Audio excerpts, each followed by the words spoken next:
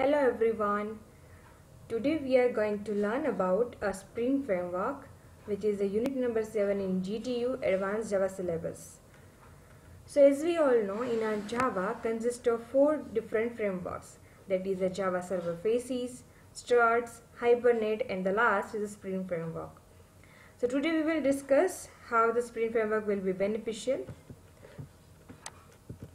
So this is just an overview of GTU syllabus that we are going to cover. A Spring framework is an open source Java platform that provides a comprehensive infrastructure support for developing robust Java application very easily, very rapidly. It was initiated written by Rod Johnson and was the first released under the Apache 2.0 license in June 2003. There are so many advantages of Spring framework architectures. As you will see, the first advantage is lightweighted. So whenever we work with any frameworks of a Java application, we have to work with the Java Bean, right? So here lightweight means the Spring framework is lightweighted because of its POJO implementation, and POJO stands for a plain old Java object. It just looks like a Java Bean. The Spring framework does not force programmer to inherit any class or interfaces. That's why it is a non-invasive. It will enable to write a powerful scalable applications using a POJOs. So with the help of the Java Bean implementation, it provides a lightweighted feature in a Spring framework. It is easy to develop with Java EE application, means a dependency injection feature will be there in a Spring framework. We will see what is dependency injection feature. So I give very simple line for recognizing or remembering what is dependency injection. Whenever we are writing any Java application, I want to use 5 external Java files in my current program, so there must be a dependency in all the programming. But how you can remove that dependency between all the classes, we have to refer that dependency injection fundamental of the Spring framework. So it supports various frameworks, makes easy development of Java EE application using this feature, dependency injection. Easy to test. With the help of this feature, dependency injections make easier Java application to test the application, and as we all know, to run an Hibernate framework, to run in Struts framework, to run Java Web Server Faces frameworks programs, we require support of one of the server, either Apache Tomcat or a Glassface. But here in a Spring framework is does not require any server implementation. Without server also you can execute a Spring framework programs. It provides a loose coupling. Everybody know the tightly coupling code and loosely coupling code. The loose coupling code matlab, that is a Spring frameworks are loosely coupled because of the dependency injection. Their code are not dependent upon each other, and they are injecting independent components without any component knowing where they are coming from. So generally any Java Bean is coming from the container, that is IOC container. The name of the container is the inversion of control. So whenever we create any Java Bean in a Spring framework, the lifecycle is managed by the IOC, inversion of control. It provides powerful abstraction feature, means it provides a powerful abstraction feature of a JMS, Java Mail Services, then JDBC, JPA, Java Persistent API, JPA, JTA, Java Transaction API. That all support will be provided by the Spring framework. It provides a declarative support also with the help of caching, validation, transaction and formatting. It provides a portable features, means your business logic of the Spring framework you can move anywhere because it provides no any dependence between the code, and it provides a best feature is a cross-cutting behavior. Whenever you cut some code and paste somewhere, copy some code and paste somewhere, it will be easily used everywhere. It provides a configuration information. Spring provides a one consistent way of configuring everything, right? So the last and important feature is the life cycle. It is responsible for managing a Bean life cycle through the inversion of control container. It having basically two methods only, init and destroy. So that all are the advantage of the Spring framework. So what are the parts of the, or what are the module consist of a Spring Framework, let's see the overview of a Spring Framework. It provides a very loosely coupled code, which components are reusable and separate package are there. Basically, a Spring Framework is divided into the several modules of it. Spring AOP, Spring Aspect Oriented Programming, Spring ORM, Spring Object Relation Mapping, Spring DAO, Spring Web. In a GTU server, we are referring Spring Web, MVC and Spring Core only, that and AOP.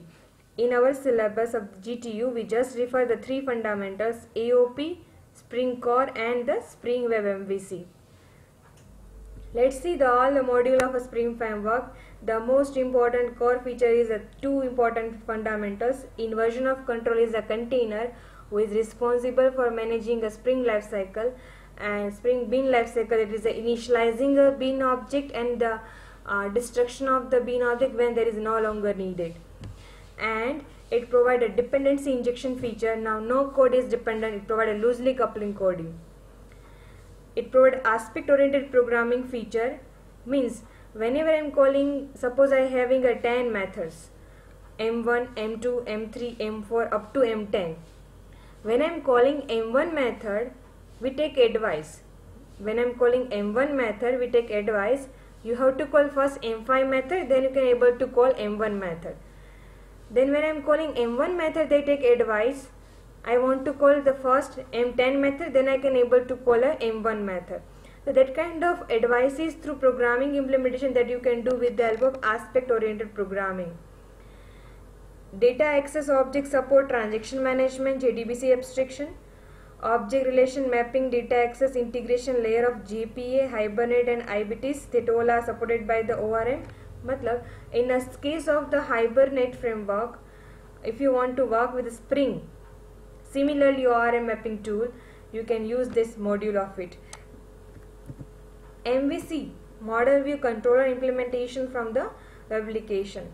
It provides a context. This module is providing internationalization, remote access, authentication, RMI, HTTP invoker, messaging framework. That all are facility you can work with the Spring framework.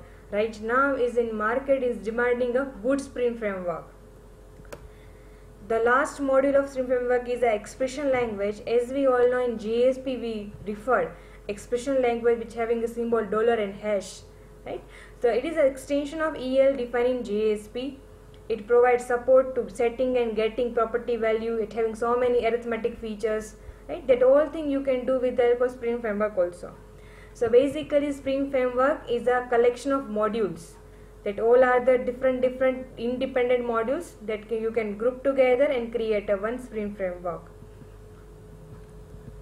So how you can start a simple Java application with the help of a Spring framework. So let us start with the NetBeans.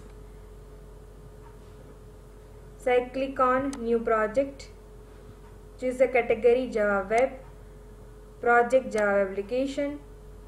Next, then give the project name here a Spring Demo. Then next, I am selecting server, but server is not required at all. If you want, you can work with it. Next, select the framework you want to use in your application. So I am using which framework? Spring Web MVC. If you want to include JSTL, then you can tick mark here. Configuration having a dispatcher name means whenever you create any project of the Spring framework, your every request is coming from first dispatcher. Dispatcher, we forward the request to either further and responses come back with the dispatcher and generating the appropriate response. So here every lifecycle MVC is managed by a dispatcher servlet. You need to remember the servlet name as a dispatcher. So once I make it finish, it load the projects here. Clear? It having so many file available here. Dispatcher servlet, dispatching request, everything will be available here. So let us start with the simple application in a Spring framework. So let us create one package. That is here, right click on source package, new Java package. Package name is for example com, and I make it as a finish. So I right click on com, new and I'm click on Java class. Let us create one simple Java bean as a student and make it finish. So how you can create Java bean, everybody know. You have to take one property or one variables declarations. I'm giving here property stu name.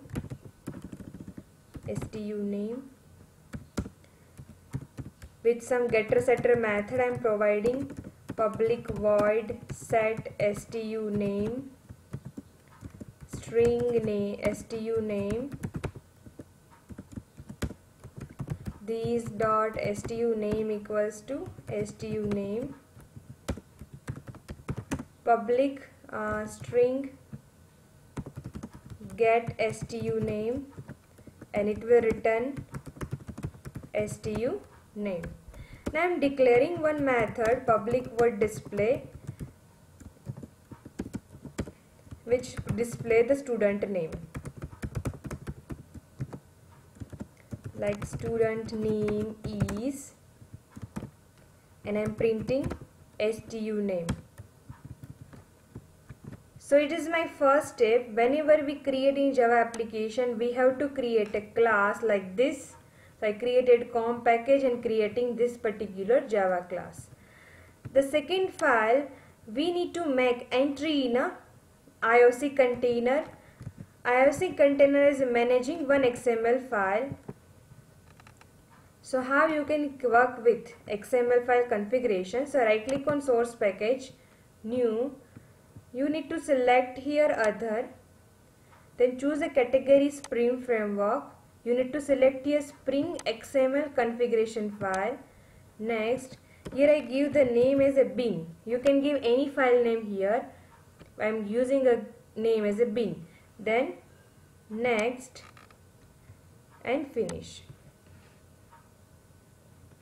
So it providing a main heading is a beans. So I want to make entry of the Java bean student. So what I need to do, you need to write here bean having some ID. For example, ID is S1.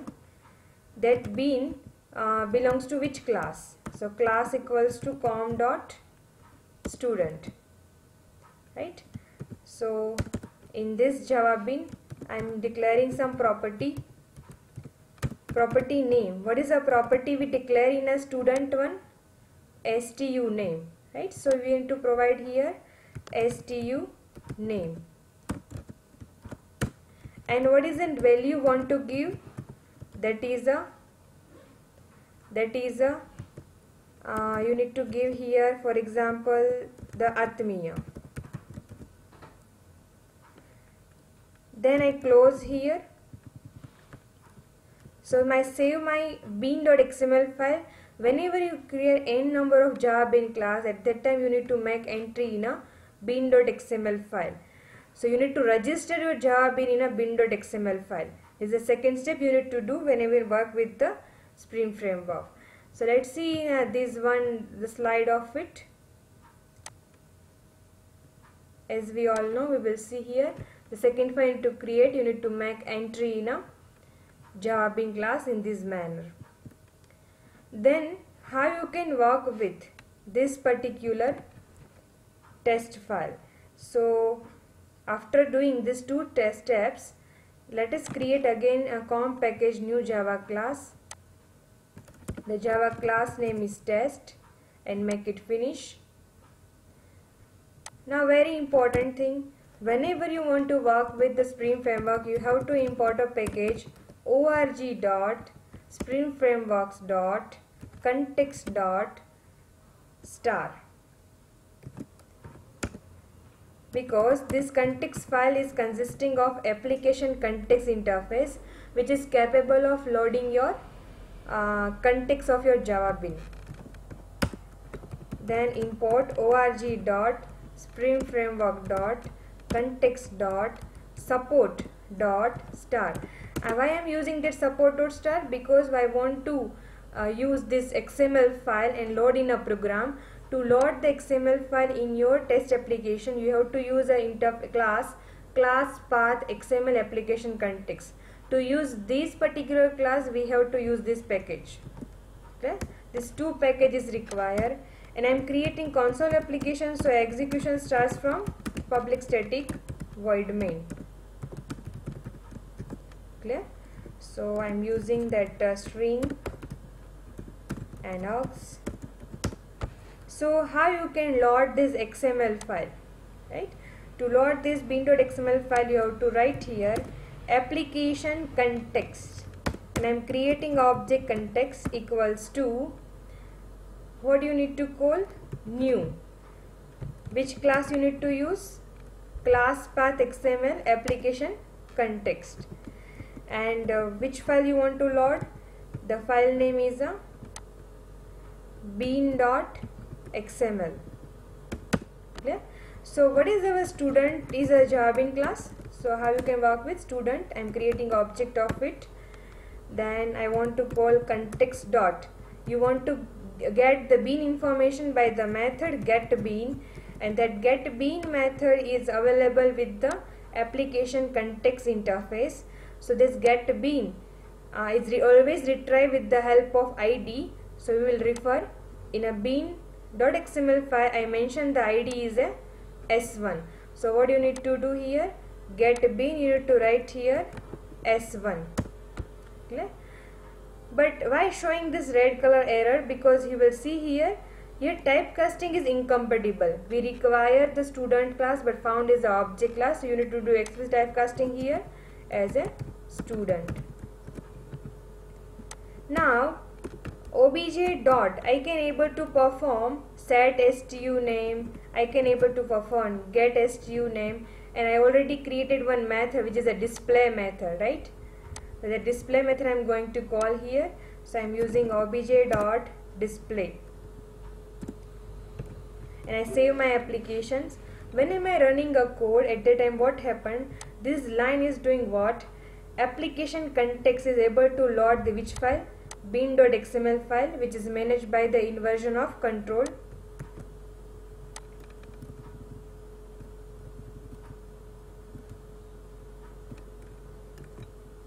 Then here we are having which one? A student is a Java class we already created here, right? And I want to call a which bean? S1. So we need to refer bean.xml which having a ID S1. That S1 is referring which one? com.students. So property I am setting as Atmiya. Now tell me, when I am calling obj.display, now what happened? They goes to here. Your property set here is Atmiya. So whenever I am calling display method, the student name is printing as a Atmiya. Clear? So let us see the execution of a test file. So I just right click on this test file and run the application.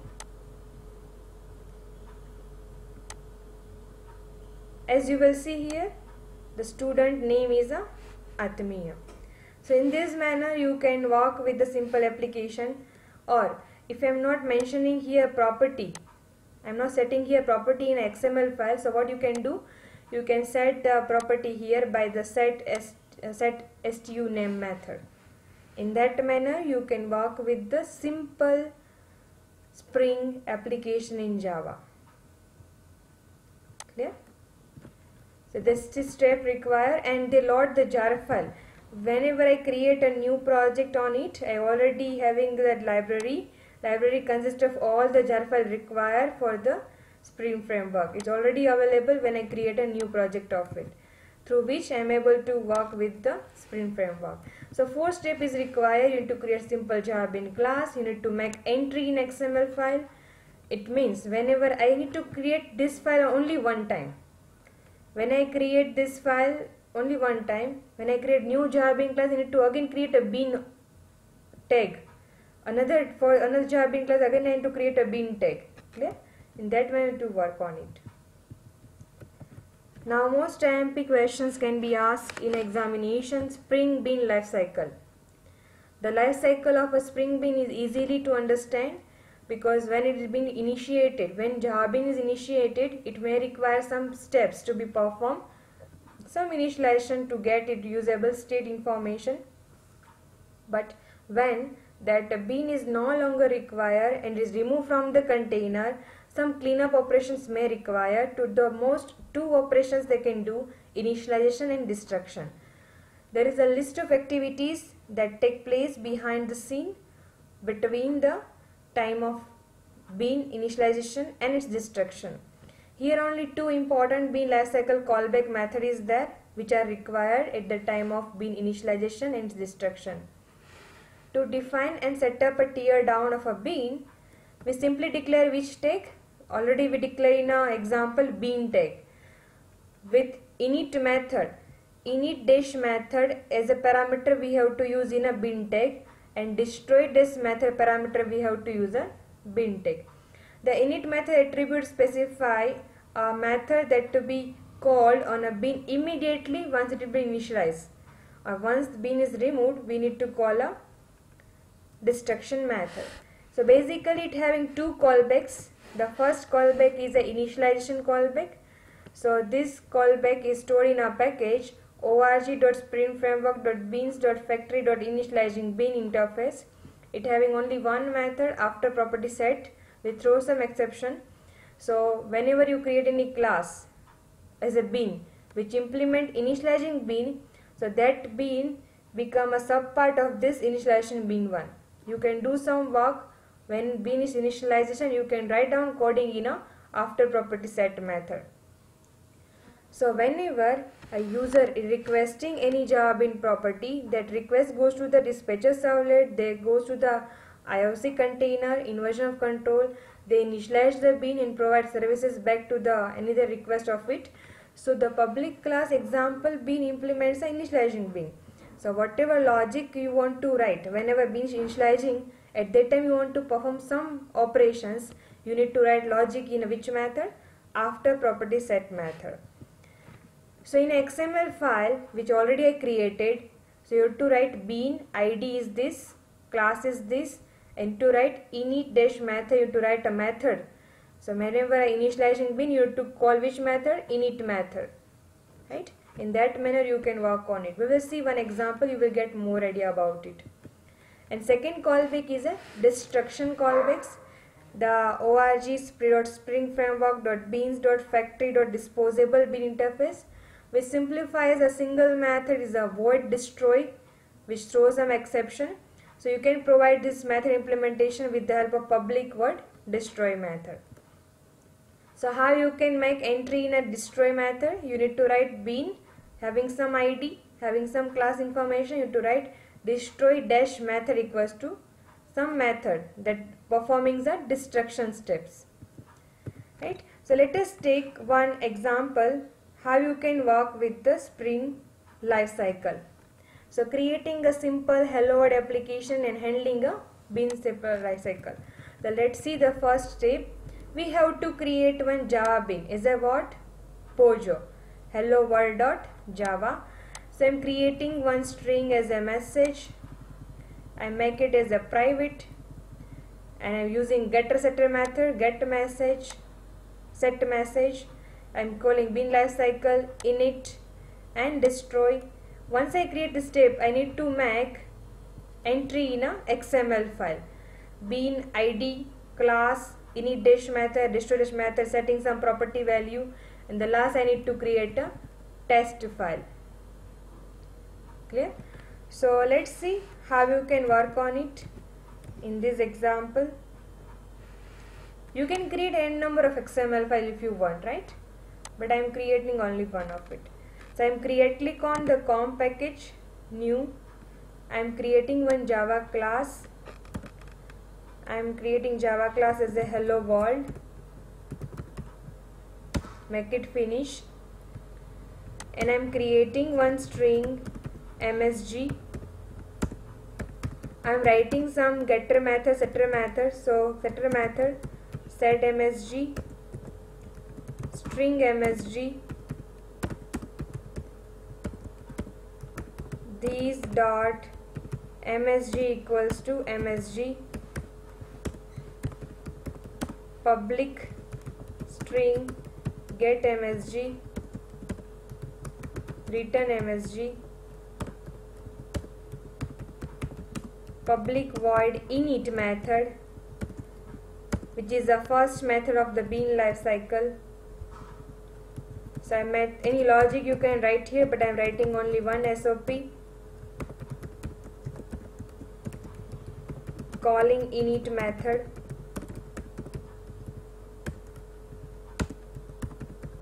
public void destroy,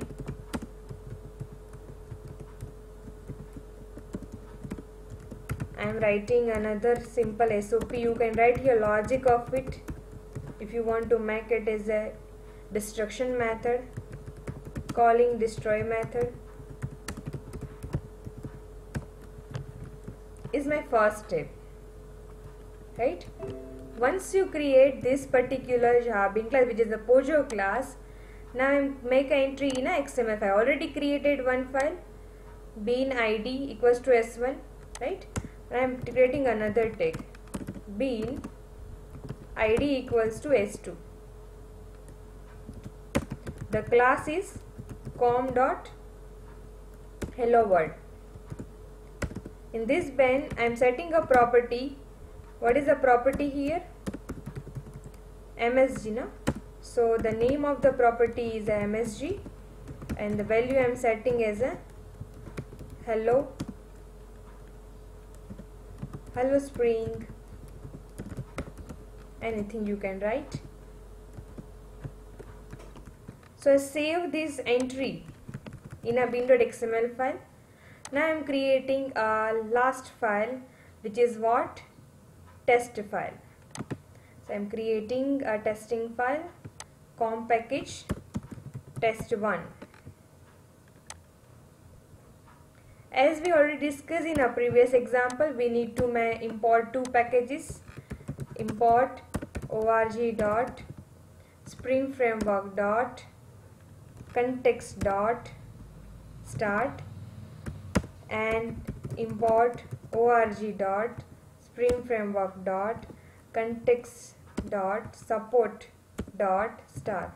We already discussed why we require first package, because we want to use application context interface which enable and provide environment to load the bean.xml file, right? And here why I am using this support.star, because I want to use a class path XML application context class which able to load this file, bean.xml file. So I require these two packages, and I am again creating a console application. So I am creating public static void main string args. Now the first thing you need to write here is application context. I am creating an object of it. I need to write new class path. Which file I want to load? The file name is what? bean.xml. Then what I need to do? Once I do this thing, I need to write which class I want to use. The class name is what? Hello world. The object I am creating h1. Then context.getBean is a method which able to call this particular object. So bean.xml, the hello world having which id? s2. Through id we will get the information. So I have put here s2. Here need to do the explicit typecasting, because left side is the form of a hello world and right side is the application context one. The mismatch is provided. So now I am calling a method h1 dot, any method you can call. I am calling one method, like if you want to call init method, that is also fine. If you want to call destroy method, that is also fine. Any method you can able to call it, right? So let us call a method get msg, and the last important line you to write a context.register shutdown hook. Context.register shutdown hook. So this method is of the type application context, right? So every time they are calling with the help of application context object, but you need to make here, I am calling here is a what? Class path XML. So what I need to do here, so I am making here the application context is usually work with the get message, but how you can work with this shutdown method we will see. First of all, I am executing this one, so you will get the more idea about it, right? So let us execute this test1.java file.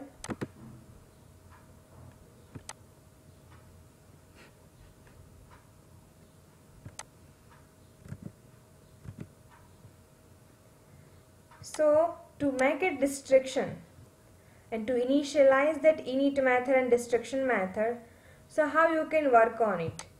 So here what I need to make it, here I need to call a method init dash method. Which method is doing initialization? Init. And then I need to write what? Destroy equals to destroy dash method. Then it providing a destroy method implementation. Clear?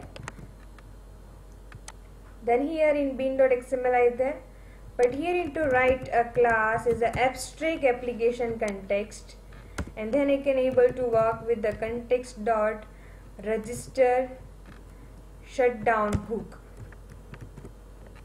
Clear? So let us run this file.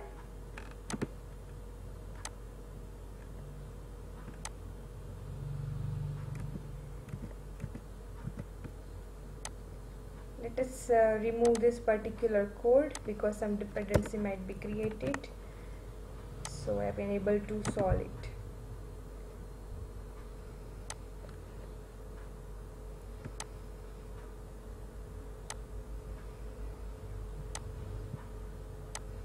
Clear? So whenever you are loading this particular example, what you will get the answer of it. So whenever they execute from the here, at very first step, it will initialize the bin.xml file here. Then they are calling this get bin. They goes to where in a bin.xml file, in that we specify, right? Class is com.hello world. Then I specify init dash method and destroy this method. Clear? So this calling will be happen, and this value hello spring is stored here. I'm save this application. This is my first step and the last step. Let's see what happened on it.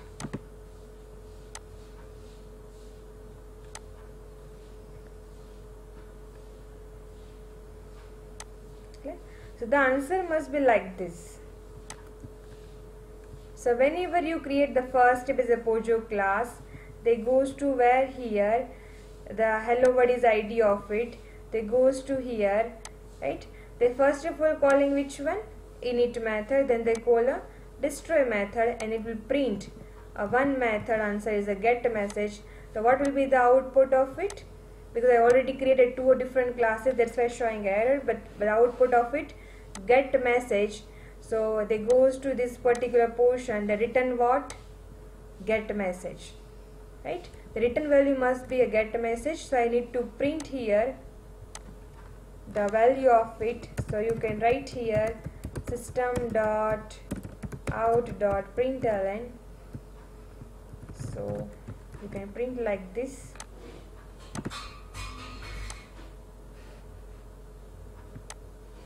Clear? It will be successful and Java result will be 1 because one return value will be there, get a message. Okay? So in this manner you can work with the Spring Lifecycle. Thank you very much.